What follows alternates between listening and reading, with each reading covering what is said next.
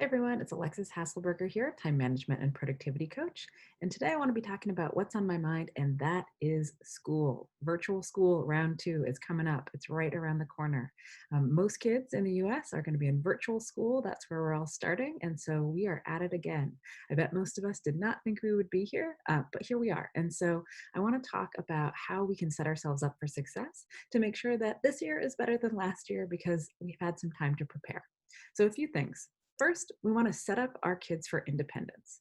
Anything that we can do to help them help themselves is for the better. So that means putting snacks somewhere that they can access them.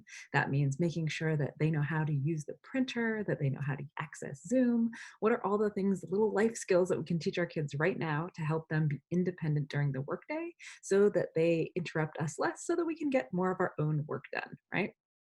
Then we also want to make sure that we have visual schedules. This is something that was so key for my family last time, back in the spring, and it's going to be key again. Making sure that there is a visual schedule for every member of your family. So for kids, this means making sure that they know, on a printed out document what they're supposed to be doing at any given time.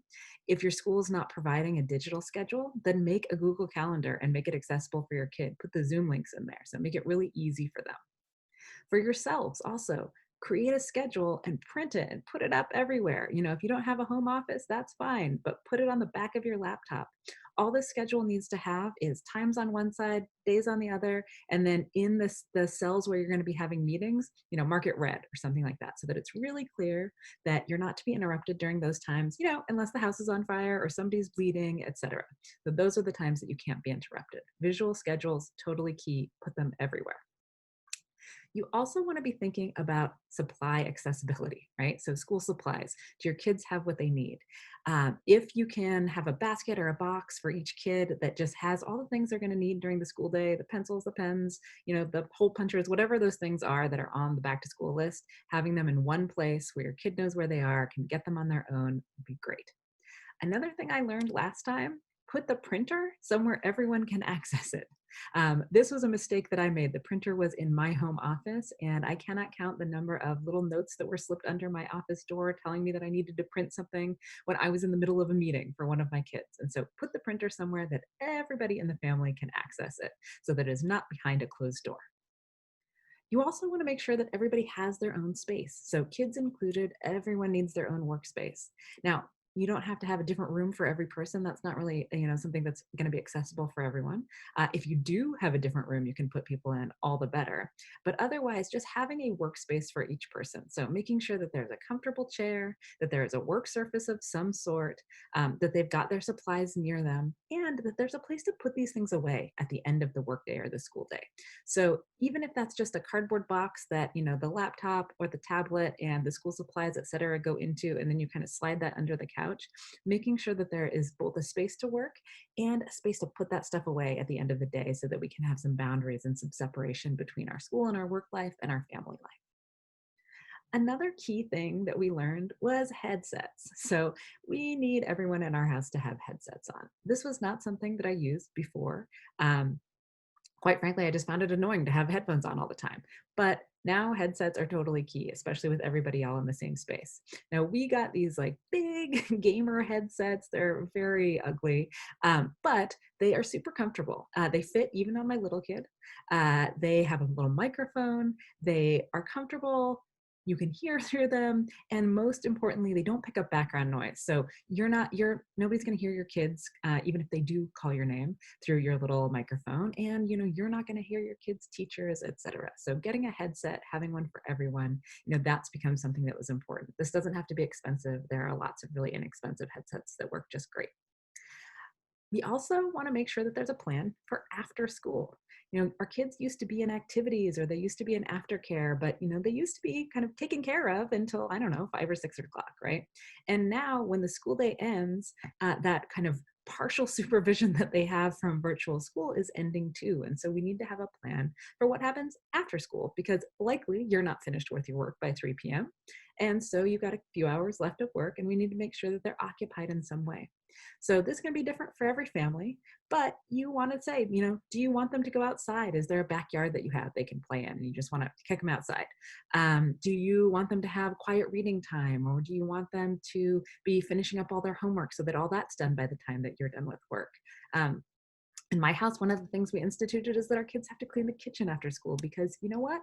Now there are so many dishes because people are eating lunch at home in a way that we didn't before. And so that's something that we have them doing.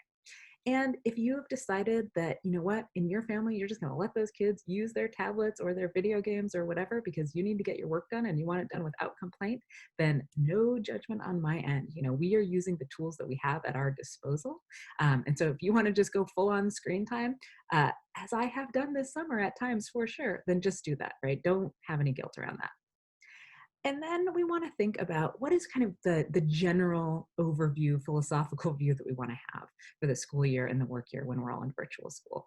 And I have been using this mantra. I've been saying it over and over again, and I have been, integrating it into our lives. And it is communicate, experiment, iterate, repeat.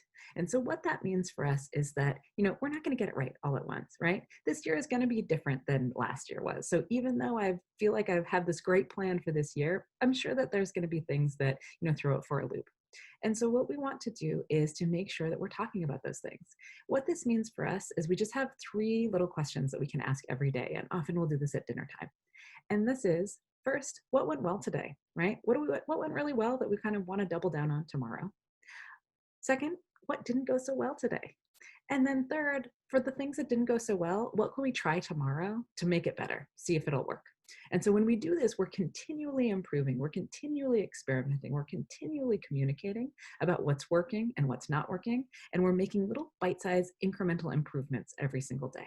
So remember that it's communicate, experiment, iterate, and repeat.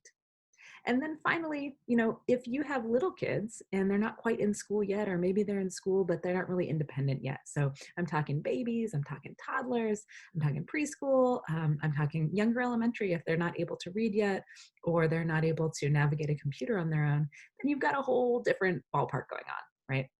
There are a couple of strategies that I've been seeing that work really well in these situations. The first one is to do on-call shifts. So if you have another adult in the house, if you have a co-parent, etc., if you can split the day into shifts where one of you is working heads down, pretending you're not even in the house, your kids can't access you, and the other person is on call, they're there for the kids when they need them, etc., and then you switch so that you're both getting heads down, uninterrupted work time, then that's really something that I've seen working well for people with younger children. Now, if that's not an option for you because you're a single parent or you're just the one on call and you still need to get work done, even though you're the primary parent at the moment, then there's another strategy that you can employ. And this is what I call the 5-minute setup. And so this is where we essentially get our kids set up with some sort of activity. So maybe it's a puzzle, maybe it's, something on, some sort of online learning, maybe it's Khan Academy, something like that. Even for little kids, that's accessible. Maybe it's a nap if you've got babies, right? But get your kids set up on something that they can do relatively independently for, I don't know, 20 to 45 minutes, depending on the kid and how old they are. Maybe it's only 10 minutes, honestly, but really get them set up with something so that you can get some heads down work done and then be ready to come back to them in, a short amount of time to get them set up on the next thing, depending on their kind of attention span. So try those 2 things if you have little kids that are not able to really be independent at all. Now, I know that was a lot of strategies all at once, but these are the things that I've been thinking about that we can do to set ourselves up for success so that we can really make virtual school and our own work together. I hope that's helpful. Let me know if you have any thoughts or if any of these things worked really well for you.